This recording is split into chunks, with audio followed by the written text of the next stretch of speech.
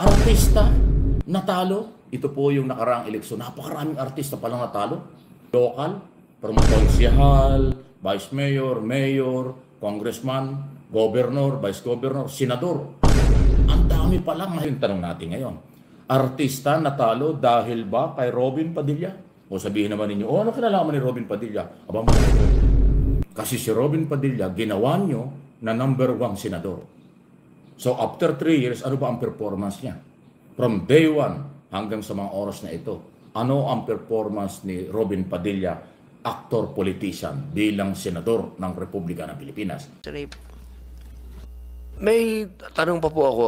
Halimbawa po, attorney, siyempre, hindi mo maaalis sa mag-asawa na ang paniwala, lalo kami, ako, meron kang sexual rights sa asawa mo eh. So halimbawa, hindi mo naman pinipili eh kung kailan ka yung in heat, ano? So, paano yun? Pag ayaw ng asawa mo, so wala pong ibang paraan talaga kung para ano yung lalaki. So paano yun? Babae ka na lang ba? Di kaso na naman yun. So anong pwede mo sabihin sa asawa mo na paano ako na wala sa batas? Paano naman ako? Wala ka sa mood. Paano ako nasa mood? Ano pong na pwede niyang gawin na nasa batas na wala naman siyang wala kaming choice bigla, gano'n na lang. Matulog ka na lang, gano'n. Siguro po ang... Maraming nalalaman ang aking mga kasamang senador, pero pag pinag-usapan po natin ang mga kriminal dito sa... Artista po yan. Kapakita-kinabang ba ang kanyang performance, ang ginawa sa Senado? O kasuklam-suklam? Kaya ho yun nababanggit ng Robin Padilla dahil haligi ng pelikulang Pilipino. #1 at ginawa niyong senador. Ako, hindi ko ginawa senador yan dahil hindi ko naman binoto yan eh. O hindi ako nagsisisi sa kanya. Kaya lang ho, nandyan na siya eh. Wala tayong magagawa. Hanggang 2028 pa senador yan. Sayot sa gusto nyo, 3 taon pa kayo magtitiis kay Robin Padilla. PRRD, Digong, Mayor, isang magandang umaga po sa inyong lahat. Ako po ay nakikinig sa mga opening statement ng aking mga kasama. Sila po ay mga batikan na senador, mga abogado, mga kilala na po na nagbibigay ng point of view sa legal na usapin. Ang akin pong pahayag ay naratibo ng isang convicted criminal. Ako po ay convicted, ako po ay nakulong. Ako po ay nabuhay kasama ang mga kriminal sa Bilibid. At kilala ko po ang underworld. Siguro po, maaaring sa ibang bagay, mas marayan natin. Ako po ang magsasabi sa inyo, napakadami na pong kriminal sa atin na walang puso, ang mga halang ang kaluluwa. Napag-usapan po natin ang mga biktima ng sinasabing war on drugs, pero hindi po natin napag-usapan ng mga biktima ng mga durugista. Kung paano pinapatay ang kanilang mga anak, pinapatay ang kanilang mga asawa, pinapatay ang kanilang kapitbahay. Kung paano sinira ng droga.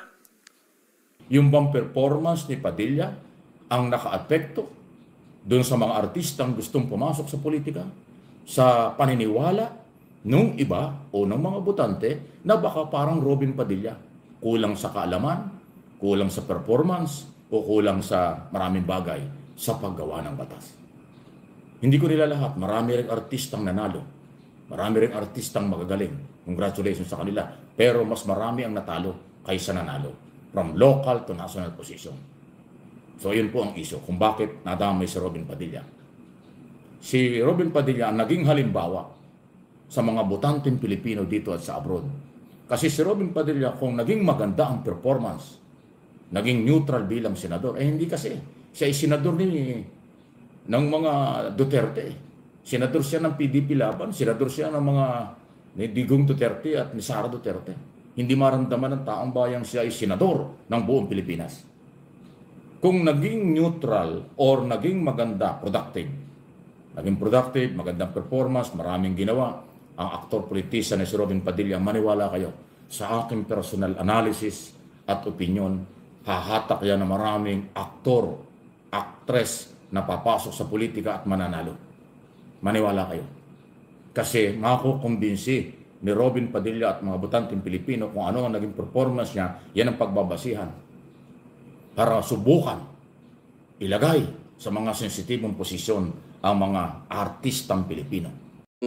Kasi mahirap yan eh. Dina-justify natin sa buong mundo may Coast Guard. Okay? Sila ang nagpupulis ng dagat. Ang armed forces, andyan yan paggera na.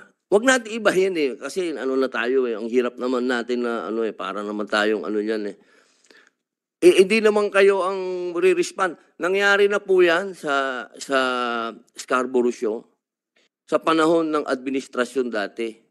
Alam naman po natin yung nangyari dyan. Nung naglabas kayo ng gray ship, naglabas na rin ng gray ship ang China, kaya nga nagkaroon ng standoff dyan eh. Matuto din po tayo sa nangyari. Hindi naman po pambihira naman mga kapatid ko.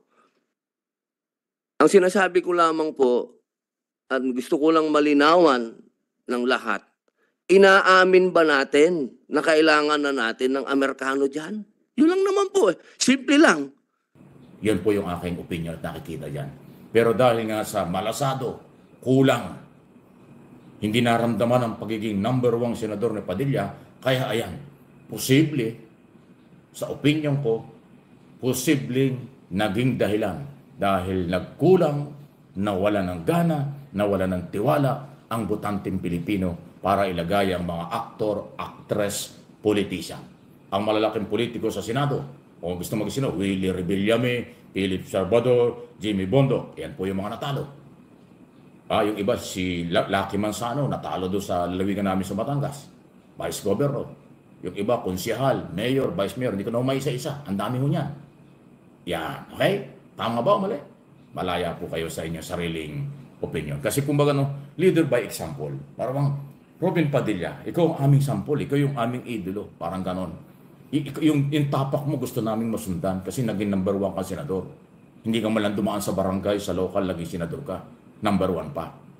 O di ba ang taas ng expectation ng taong bayan, pati ang kapwa-artista, para ba sasabihin ng ibang artista, kung nagawa ni Robin Padilla maging senador, kaya ko rin yun. Magaling ako kaysa kanya. Parang ganon. Sablay po. Para sa akin, sablay si Padilla. Hindi niya nakumbinsi ang mga naglagay sa kanya kung bakit siya naging number 1 senador at yung iba pang mga Pilipinong hindi bumoto sa kanya dahil sa kanyang ginagawa. Napakarami ho. Kung isa-isay natin, magiging personal na. Yan ang aking nakikita. Opinion, analysis, ang akin pong sinasabi dito sa Mike Abby Opinions at MA Pinoy TV. Ayan na. Sa inyong paniniwala, malaya po kayo.